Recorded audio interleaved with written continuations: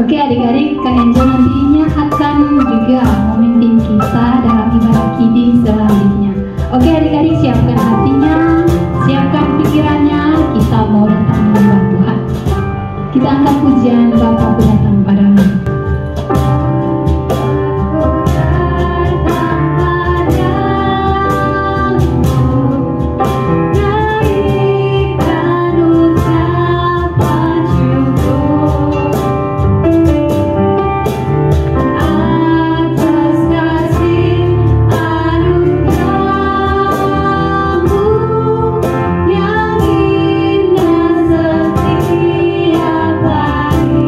Kita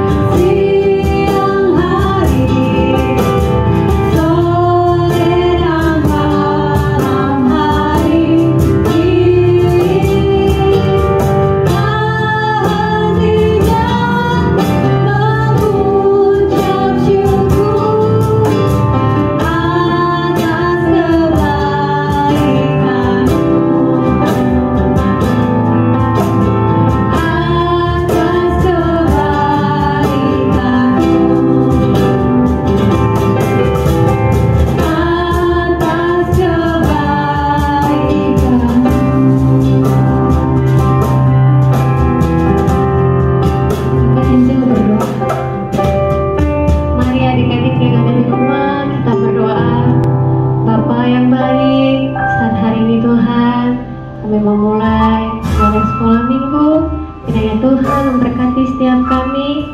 Kiranya kuasa Tuhan ada dalam setiap hidup kami, memberkati kami semua Tuhan.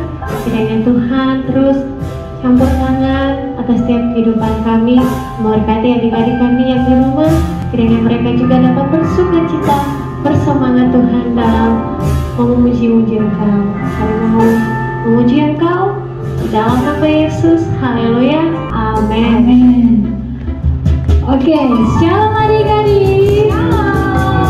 Oke, kakak percaya nih adik-adik semua semangat dan tentunya sangat bersukacita untuk mengikuti sekolah yang kita hari ini. Iya. Oke, Kak, apa kabarnya Kak? Dahsyat luar biasa.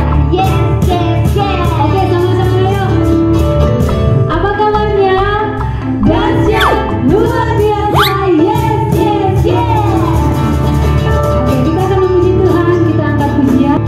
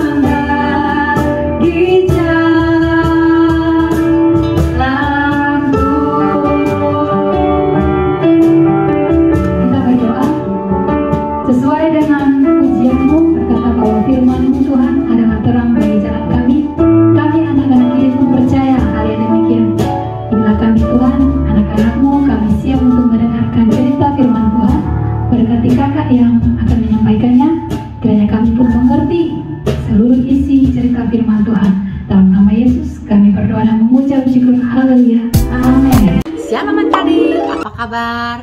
Kakak percaya adik-adik semua yang ada di rumah pasti dalam kondisi yang sehat, kuat, dan tetap semangat ya.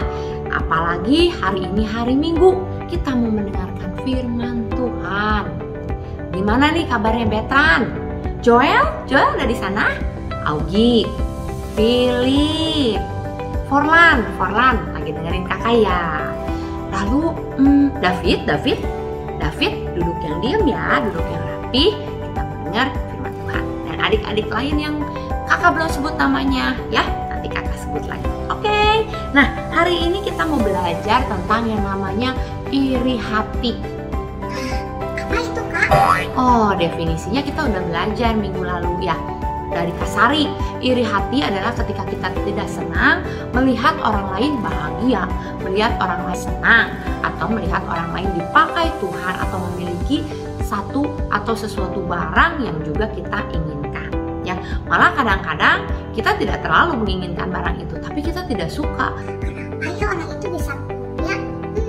Kita merasa seharusnya orang itu tidak memiliki barang tersebut. Itu juga masih masuk kategori iri hati ya. Adik-adik, sifat iri hati itu sangat buruk ya. Kita tidak boleh memiliki sifat iri hati. Dalam Keluaran 20, dalam hukum Taurat, Allah mengajarkan kepada kita bahwa jangan mengingini barang sesamamu. Itu hukum yang diberikan Tuhan untuk mengatasi masalah iri hati. Karena apa sih yang bisa terjadi kalau kita iri hati? Kita mau belajar yuk sama-sama yuk dari satu kisah di dalam Alkitab, yaitu tentang Musa dan Miriam. Ada yang ingat siapa itu Musa? Ada yang ingat siapa itu Miriam? Nah, coba kita ingat-ingat dulu Musa. Musa adalah seorang anak dari keluarga Ibrani yang kemudian demi terhindar dari pembunuhan yang dilakukan oleh Firaun terhadap anak-anak kecil atau anak-anak bayi yang waktu itu masih di Mesir, orang tuanya menghanyutkannya ke sungai.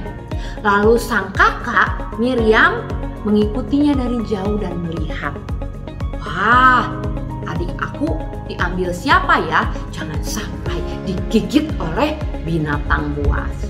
Dan apa yang terjadi? Musa diangkat oleh putri Firaun. Arti nama Musa berarti diangkat dari air ya. Karena Musa diangkat dari air, dia diberi nama Musa. Lalu kakaknya datang kepada putri Firaun berkata, "Putri-putri, bagaimana kalau saya mencarikan ibu penyusu?" Artinya apa? Ibu-ibu yang bisa menyusui bayi. Wah, sang putri setuju. Ternyata siapa yang menjadi ibu penyusunya Musa?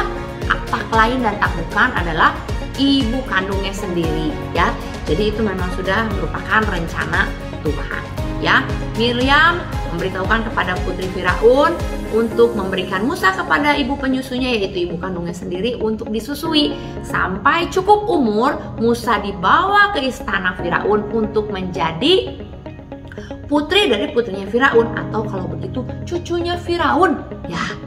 Dia mendapat pendidikan dari Firaun, dia mendapat pendidikan terbaik dari Mesir sebagai pangeran Mesir. Tapi Musa tidak bisa lupa dengan jati dirinya. Siapa dia? Orang Israel, orang Ibrani ya. Nah, ketika Musa melihat orang Ibrani diperlakukan dengan tidak adil oleh orang Mesir, Musa marah. Karena itu Musa melawan orang Mesir, melakukan suatu kejahatan ketika dia melihat ada orang Mesir memukul orang Israel. Dan Musa memukul kembali orang Mesir tersebut. Alhasil Musa jadi dicari-cari oleh Firaun, merasa bahwa Musa adalah pemberontak. Musa lari ke padang gurun.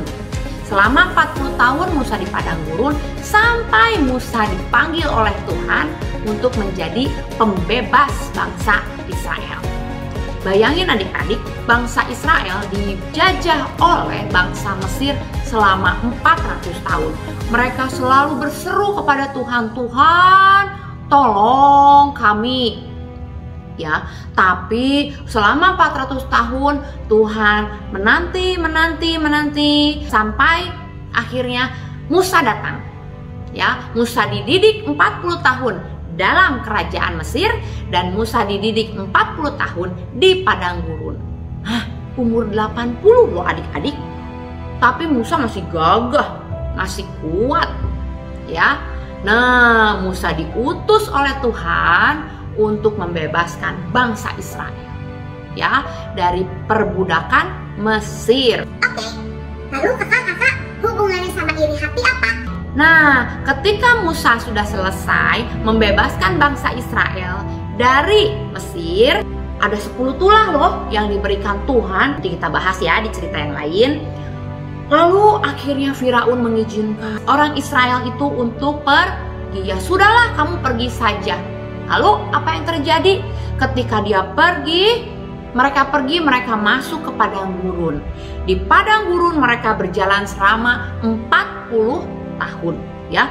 Tapi jangan lupa, 40 tahun bangsa Israel di padang gurun disertai oleh Tuhan. Buktinya apa? Buktinya ada tiang awan, ya.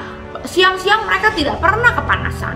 Ada tiang api, malam-malam mereka tidak kedinginan. Kenapa? Karena ada penyertaan Tuhan. Bahkan Alkitab mencatat, kasutnya pun tidak rusak. Bayangin, 40 tahun loh jalan di padang gurun. Wah, kita jalan di jalan biasa aja. Kadang-kadang sendal kita bisa putus, benar? Ini tidak rusak, kaki tidak jadi pecah-pecah, ya. Mereka terpelihara. Kenapa? Karena Tuhan menyertai bangsa Israel. Nah, mulai deh kita masuk dalam perjalanan dari Mesir ke tanah Kanaan, tanah perjanjian Tuhan. Di padang gurun ini Musa dan Miriam ini selalu bersama-sama, ya. Musa itu punya 2 kakak, yaitu Harun dan Miriam, ya. Kakak yang pertama adalah kakak laki-laki, namanya Harun. Harun ini adalah seorang imam besar. Kalau zaman sekarang itu namanya pendeta. Nah, Miriam juga seorang imam wanita, ya, yang sekarang juga dikenal sebagai pendeta. Nah, mereka membantu Musa dalam memimpin bangsa Israel, baik dalam berdoa, dalam memberikan masukan-masukan kepada Musa agar bangsa Israel ini bisa teratur. Bayangin, Musa itu kalau sekarang seperti presiden, harus mengatur banyak orang Israel itu dari perjalanan dari Mesir ke tanah Kanaan. Nah, waktu di perjalanan apa yang terjadi, ya? Kenapa bisa ada iri hati? Nah, mari kita baca dalam Bilangan 12 ayat 1 sampai 16. Oke adik-adik, kakak akan bacakan buat kita semua, ya. Kalian buka Alkitabnya, dengarkan baik-baik, ya. Kita baca sama-sama. Adik-adik di rumah, kakak di sini. Jangan lupa Dertin, Arsen, ayo dengerin kakak baik-baik, ya. Bilangan 12 ayat 1 sampai 16 itu pemberontakan Miriam dan Harun. Ih, adik-adik pinter, semua pada baca, ya. Yuk. Ayat 1. Miriam serta Harun mengatai Musa berkenaan dengan perempuan Kus yang diambilnya, sebab memang ia telah mengambil seorang perempuan Kus. Kata mereka, sungguhkah Tuhan berfirman dengan perantara Musa saja? Bukankah dengan perantara kita juga ia berfirman? Dan kedengaranlah hal itu kepada Tuhan. Adapun Musa ialah seorang yang sangat lembut hatinya, lebih dari setiap manusia yang di atas muka bumi. Lalu berfirmanlah Tuhan dengan tiba-tiba kepada Musa, Harun dan Miriam, keluarlah kamu bertiga ke kemah pertemuan. Maka keluarlah mereka bertiga. Lalu turunlah Tuhan dalam tiang awan dan berdiri di pintu kemah itu, lalu memanggil Harun dan Miriam. Maka tampillah mereka keduanya. Lalu berfirmanlah ia, dengarlah firmanku ini, jika di antara kamu ada seorang nabi, maka aku Tuhan menyatakan diriku kepadanya dalam penglihatan. Aku berbicara dengan dia dalam mimpi. Bukan demikian hambaku Musa, seorang yang setia dalam segenap rumahku. Berhadap-hadapan aku berbicara dengan dia, terus terang, bukan dengan teka-teki. Dan ia memandang rupa Tuhan. mengapakah kamu tidak takut mengatai hambaku Musa? Sebab itu bangkitlah murka Tuhan terhadap mereka. Lalu pergilah ia. Mereka ini siapa? Harun dan Miriam. Dan ketika awan telah naik dari atas kemah, maka tampaklah Miriam kena kusta, putih seperti salju. Ketika Harun berpaling kepada Miriam, maka dilihatnya bahwa ia kena kusta. Lalu kata Harun kepada Musa, "Ah Tuanku, janganlah kiranya timpakan kepada kami dosa ini yang kami perbuat dalam kebodohan kami.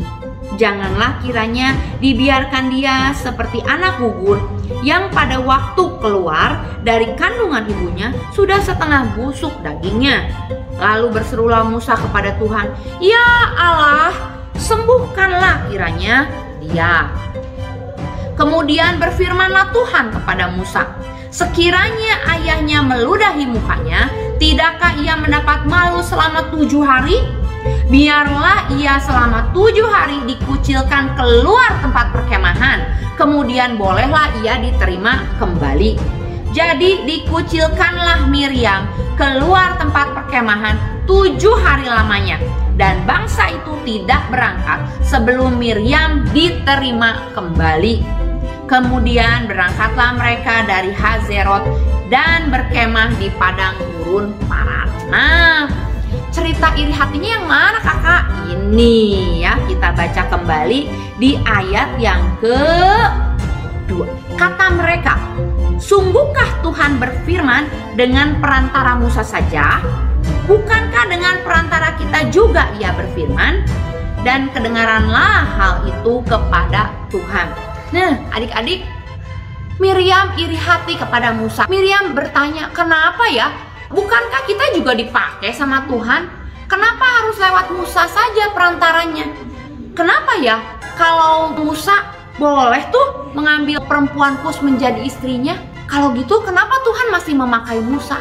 Nah, ada satu perasaan dari Miriam yang tidak puas. Miriam merasa Tuhan itu pilih kasih.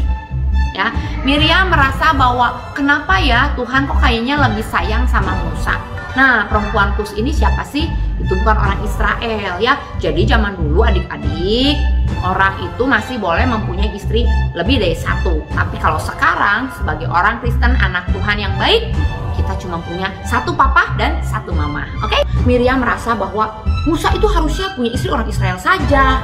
Nah ya, jadi ada satu perasaan di hati Miriam, yaitu perasaan apa? Perasaan iri. Kalau Musa seperti itu, harusnya Musa tidak perlu dipakai lagi. Ya, Miriam merasa bahwa dia lebih sanggup dari Musa. Miriam merasa bahwa dia juga dipakai oleh Tuhan. Dan Miriam merasa bahwa Tuhan seharusnya tidak pakai Musa lagi. Kita lihat ayat 3 apa? Adapun Musa ialah seorang yang sangat lembut hatinya, lebih dari setiap manusia yang di atas muka bumi. Musa waktu dengar, aduh, tapi Musa tidak berkata apa-apa. Nah, apa yang terjadi? Tuhan membela Musa. Ayat 4, lalu berfirmanlah Tuhan dengan tiba-tiba kepada Musa, Harun dan Miriam. Tuhan berkata apa? Aku menyayangi Musa. Aku berbicara dengan Musa itu muka dengan muka. Seperti Dertin bicara sama papa. Seperti Andre bicara sama mama. Muka dengan muka. Tuhan bilang apa? Kalau aku bicara sama nabi lain, aku bicaranya pakai teka-teki. Aku bicaranya pakai apa? Pakai penglihatan, pakai mimpi. Tapi kepada Musa aku berbicara muka dengan muka. Ya, dia memandang rupa Tuhan. Artinya apa? Tuhan memang menyayangi Musa. Dan Miriam tidak perlu iri hati. Musa dipakai Tuhan lebih dahsyat dari Miriam. Tuhan lebih sayang dengan Musa. Apakah dengan begitu terus Miriam boleh mengatai Musa? Tidak boleh. Ada satu sikap hati yang tidak baik dalam Miriam. Miriam merasa bahwa harusnya Musa tidak layak dapat kasih sayang Tuhan. Saya lebih baik dari Musa. Harusnya Tuhan berfirmannya lewat saya saja. Saya kan tidak bikin salah. Karena saya kan tidak menikah dengan orang di luar orang Israel. ya. Akhirnya Miriam menghakimi Musa. Miriam bilang bahwa Musa itu tidak layak. Tapi Tuhan tidak seperti itu. Tuhan membela Musa. Kata Tuhan, aku menyayangi Musa. Ya, dan kamu tidak berhak iri hati kepada orang-orang yang aku sayangi. Ya, kadang-kadang kita juga seperti itu ya adik-adik ya. Kita suka merasa bahwa karena saya rajin gereja, saya rajin sekolah minggu, maka saya lebih baik dari orang lain. Kalau ada orang lain yang diberkati, saya bertanya, Tuhan, kenapa dia diberkati? Kayaknya saya lebih baik dari dia. Kok dia diberkati sih Tuhan? Itu bukan sifat yang baik, adik-adik. Jangan iri hati dengan sesama kita. Jangan iri hati dengan teman kita, ya. Jangan kita berpikir, Tuhan, kok dia lebih pintar dari saya ya? Saya kan anak Tuhan. Kok nilai-nilai dia lebih bagus dari saya? Jangan seperti itu adik-adik, ya. Kalau kita mau nilai lebih baik, kita berusaha belajar lebih giat. Bukan dengan iri hati dan komplain sama Tuhan. Ngerasa Tuhan kok nggak sayang sama saya sih? Dia bukan anak Tuhan, dia nggak pernah ke gereja, tapi kok dia rajin satu dan saya enggak, ya. Jangan begitu adik-adik. Kita sebagai anak Tuhan jangan punya sifat yang iri hati. Apa yang terjadi dengan Miriam? Yuk kita lihat.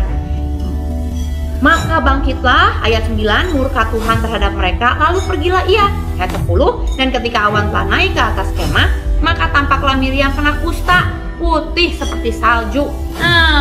Karena Miriam iri hati, akhirnya Tuhan menulahi dia dengan penyakit kusta. Zaman dulu penyakit kusta itu penyakit yang putih semua, ya. Nanti lama-kelamaan jarinya bisa patah-patah loh. Itu adalah penyakit kulit. Mungkin zaman sekarang sudah ada obatnya ya, tapi waktu zaman dulu, waktu masih Israel di padang gurun belum ada obatnya, karena kan dulu medis belum seperti saat ini. Jadi buat mereka orang yang kena penyakit kusta itu sama dengan orang yang dikutuk Tuhan. Nah, berarti Tuhan itu sedang menunjukkan rasa marahnya kepada Miriam. Itu dia menulahi Miriam dengan kusta. Tuhan bicara dengan Miriam, kamu tidak boleh bicara seperti itu untuk hambaku Musa. Ya, Tuhan menyayangi Musa. Jadi Miriam tidak boleh iri hati kepada Musa karena Tuhan menyayangi Musa dan Tuhan memberikan anugerah yang berlimpah kepada Musa. Kita juga begitu. Jangan iri hati dengan berkat orang lain, ya. Biarlah kita bersyukur dengan apa yang kita punya. Biarlah kita bersyukur dengan apa yang Tuhan percayakan kepada kita. Ya adik-adik ya. Nah, apakah terus Musa diam saja waktu Miriam? Kasihan dia kena kusta. Begitu? Enggak ya. Musa adalah orang yang lembut. Lalu apa yang terjadi? Musa berdoa kepada Tuhan, Tuhan, tolong sembuhkanlah kakakku. Dan Tuhan mengabulkan doa Musa. Alhasil Miriam sembuh dari kustanya setelah 7 hari. 7 harinya tapi apa? Disingkirkan dulu di pinggir kemah, di pinggir perkemahan, artinya di luar kampung. Karena orang zaman dulu nggak boleh deket-deket sama orang kusta. Kan buat orang Israel, orang kusta itu dikutuk Tuhan. Akhirnya mereka menyingkirkan Miriam keluar dari perkemahan atau keluar kampung sampai 7 hari. Dan mereka tunggu sampai Miriam sembuh, baru mereka melanjutkan perjalanan. Nah adik-adik, sebagai anak Tuhan, jangan kita iri hati. Kita belajar dari peristiwa ini. Tuhan boleh sayang dengan siapa saja. Tuhan boleh memberikan berkat kepada siapa saja yang Tuhan mau. Dan kita tidak berhak untuk bilang sama Tuhan, kenapa Tuhan dia diberkati? Kenapa berkatnya lebih banyak? Itu namanya sifat yang iri hati, ya. Tapi bersyukurlah dengan apa yang kita punya. Bersyukurlah dengan apa yang Tuhan percayakan kepada kita, ya. Karena ketika kita iri hati, ada satu penyakit yang kita simpan. Mungkin dulu itu penyakitnya kusta, ya. Tapi sekarang penyakit iri hati kalau kita simpan di dalam hati, itu bisa menjadi kusta di dalam hati kita. Akhirnya lama-kelamaan kita tidak bersyukur, kita tidak puas dengan berkat yang kita terima. Kita sibuk iri hati dengan berkat-berkat orang lain. Si itu, ya. Nah, adik-adik, bersyukurlah, ya. Cara mengatasi iri hati dengan bersyukur atas apa yang kita miliki. Jangan iri ketika teman punya tas lebih bagus. mainan lebih banyak, mobil-mobilan lebih besar, remote control, atau jangan-jangan iri hati dengan teman yang mempunyai laptop lebih bagus, video game lebih canggih, atau teman yang lebih jago dalam main video gamenya. Kita nggak perlu iri, ya. Kita bersyukur dengan apa yang kita punya. Nah, adik-adik, sekian cerita dari kakak. Yang kakak mau, mulai saat ini kita mau belajar, ya. Jangan iri hati dengan orang lain, ya. Jangan komplain sama Tuhan atas berkat orang lain, tapi bersyukurlah dengan apa yang kita miliki, dengan papa mama kita, dengan barang-barang yang kita miliki, dengan mainan yang kita punya, gadget yang kita punya, dengan apa yang ada pada adik-adik sekarang. Bersyukurlah, itu berkat Tuhan. Karena ingat, Tuhan juga menyayangi kita sama seperti Tuhan menyayangi orang lain. Oke, semangat adik-adik ya. Jangan lupa sebelum kakak tutup, kakak tetap mengingatkan kita untuk menjaga protokol kesehatan. Rajin cuci tangan, pakai masker kalau keluar, jaga jarak, tetap semangat, banyak makan makanan yang sehat dan vitamin ya. Jangan lupa bantu papa mama di rumah ya. Jangan main terus kerjanya ya, main gadget terus.